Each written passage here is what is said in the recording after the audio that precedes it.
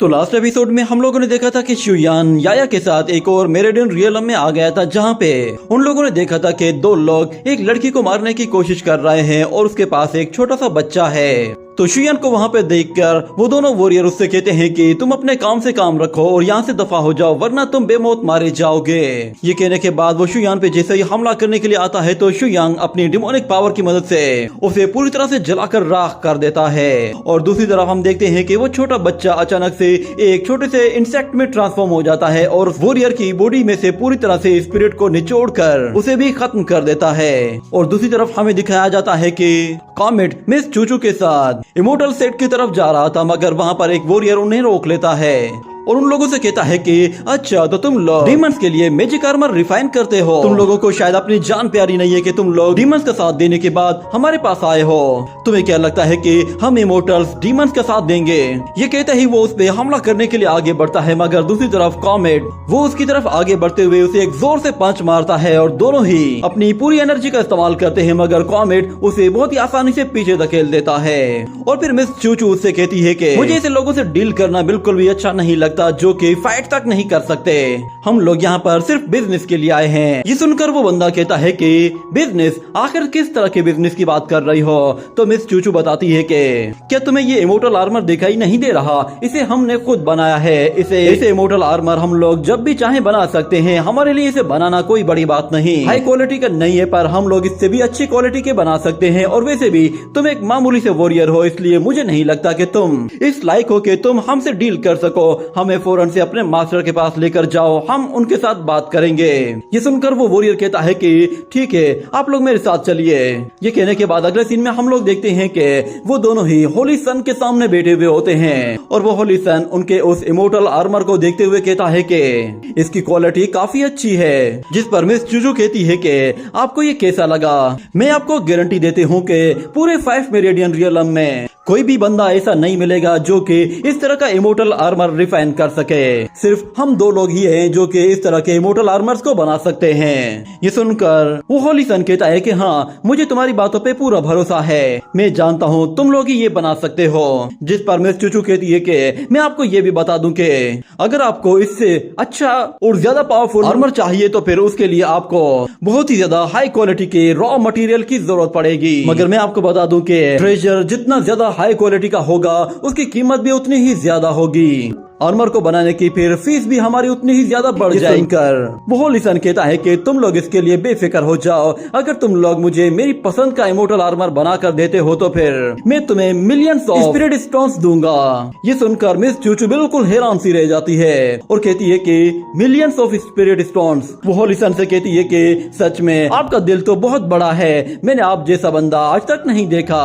मगर फिर इतने में अचानक से वो होली सन कहता है कि मुझे इस इमोर्टल आर्मर से ज्यादा तुम दोनों में इंटरेस्ट है। ये सुनकर वो दोनों ही हैरान हो जाते हैं और कहते हैं कि क्या हम दोनों? मगर हम दोनों तो बिजनेसमैन हैं। आखिर आपको हम में इतना ज्यादा इंटरेस्ट क्यों है? मुझे लगता है कि शायद हमें इस तरह की कोई डील नहीं करनी चाहिए। मगर फिर थोड़ी देर के बाद वो होली सन कहता है कि इस वॉरियर के अंदर मुझे काफी हाई लेवल की डिमोनिक एनर्जी फील हो रही है और तुमने वन मंत्रा कांगजून टेक्निक को प्रैक्टिस किया है। मैंने तुम्हें देखते ही अंदाजा लगा लिया था कि तुम दोनों कोई मामूली से कल्टीवेटर नहीं हो। जिस पर मिस चूचू कहती है कि आप तो सच में हमारे बारे में बहुत कुछ जानते हैं। जिस पर होली सन कहता है कि मैं तो ये भी जानता हूँ कि तुम लोग टियानलैंड सेक्ट से आए हो। ये सुनते ही वो बिल्कुल हैरान हो जाती है और खड़े होकर कहती है कि यहाँ पे भी कोई ऐसा सेक्ट है कि जिसकी कोई ब्रांच टियानलैंड सेक्ट के साथ जुड़ी है। वैसे भी हमें काफी लेट हो गया है, मेरे ख्याल से हमें अब चलना चाहिए, हमारे पास बहुत सारे काम हैं। ये कहने के बाद वो लोग जैसे ही वहाँ से जाने लगते हैं तो दूसरी तरफ उन्हें एल्डर शेन और एल्डर फेंग दिखाई देते हैं। वो दोनों ही उनके रास्ते में आकर खड़े हो जाते हैं। जिस पर मिस चूचू कहती है कि एल्डर शेन और एल्डर फेंग तुम दोनों यहाँ पे क्या कर रहे हो? मगर वो दोनों उन्हें कोई भी जवाब नहीं देते और उन पर हमला करने की तैयारी करते हैं। तो कॉमेट कहता है कि इनके साथ कुछ गड़बड़ है। ये कहते ही वो तीनों के तीनों आपस में भिड़ जाते हैं और मिस चूचू होली सन से कहती है कि तुमने इनके साथ क्या किया है? तो होली सन कहता है कि मैं टियानलैंड सेक्ट का लॉर्ड हूँ और मैं अपने डिसाइपल्स को यहाँ वहाँ ऐसे भिड़ने तो नहीं दे सकता। मुझे इन्हें वापस अपने सेक्ट में तो लाना ही था। ये सुनकर चूचू कहती है कि क्या कहा तुमने?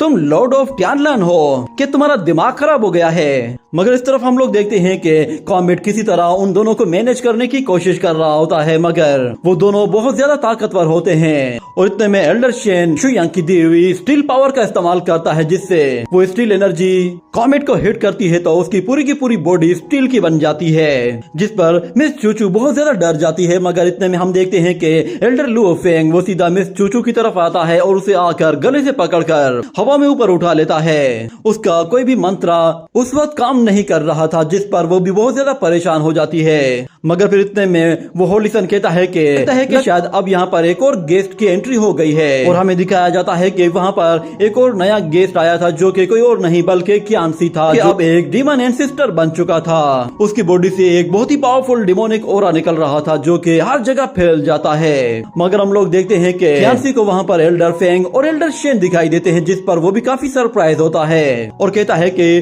तुम लोग यहाँ पे पहले से ही मौजूद हो। मगर फिर वो देखता है कि वो दोनों तो उससे लड़ने के लिए तैयार खड़े हैं, जिस पर वो कहता है कि अच्छा तो ऐसी बात है, तुम लोग इमोर्टल्स की तरफ से लड़ना चाहते हो। ऐसी ही बात है तो फिर ठीक है, अब यहाँ पे हम तीनों के बीच में एक बहुत बड़ी बैटल होगी। ये कहते ही वो तीनों ही आपस में भिड़ जाते हैं। उन लोगों को लड़ता हुआ देखकर जुयिन कहती है कि ये बैटल तो सच में काफी इंटरेस्टिंग लग रही है। हम लोगों ने जिन दो इमोर्टल्स को पकड़ा है, सच में ये बहुत ही ज्यादा ताकतवर हैं। और अगर इन दोनों ने मिलकर क्यांसी का काम तमाम कर दिया तो मुझे बहुत ही अफसोस होगा कि वो क्यांसी तुम्हारे फिर किसी काम नहीं आ पाएगा।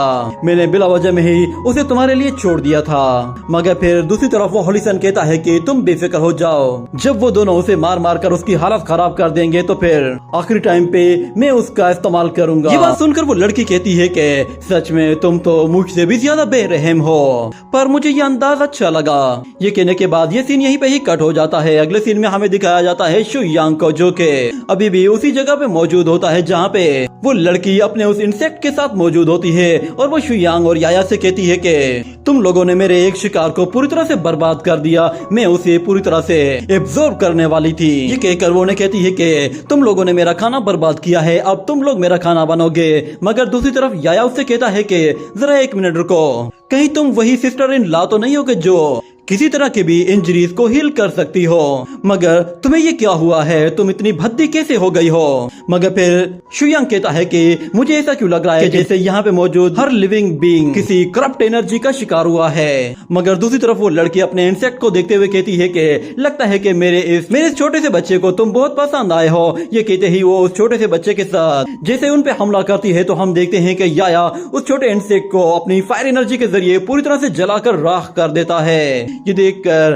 वो लड़की हंसना शुरू हो जाती है और कहती है कि मुझे यकीन नहीं आ रहा कि तुम्हारे अंदर भी स्पिरिचुअल पावर है। इस तरह तो अब और भी ज्यादा मजा आएगा। मुझे आज तो पेट भर के खाना खाने को मिलेगा, क्योंकि इस दुनिया में सबसे ज्यादा डिलीशियस चीज वही है जो कि बिल्कुल फ्रेश खाई जाए। ये कहकर वो जोर जोर से हंसना शुरू कर देती है। मगर फिर इस तरफ याया को गुस्सा आता है और वो उससे कहता है कि बेवकूफ लड़की, तुमने मुझे समझ क्या रखा है। अगर तुम मेरे पास आई तो मैं तुम्हें जलाकर पूरी तरह से खत्म कर दूंगा। इतने में हम देखते हैं कि वो लड़की जैसे उसके पास पहुंच जाती है, तो इतने में शुयांग देखता है कि एक स्पिरिचुअल सोड आकर उस मॉन्स्टर गर्ल को हिट करती है, जिससे वो वहां से दूर जा गिरती है। और वो वॉरियर अपनी सोड लेके उस मॉन्स्टर के बीच में से 2 टुकड़े कर देता है और कहता है कि तुमने न जाने कितने ही लोगों को नुकसान पहुंचाया है, तुम्हारा यही अंजाम होना था। वो शुयांग और याया से कहता है कि तुम लोग ठीक तो हो ना, इसने तुम्हें कोई नुकसान तो नहीं पहुंचाया।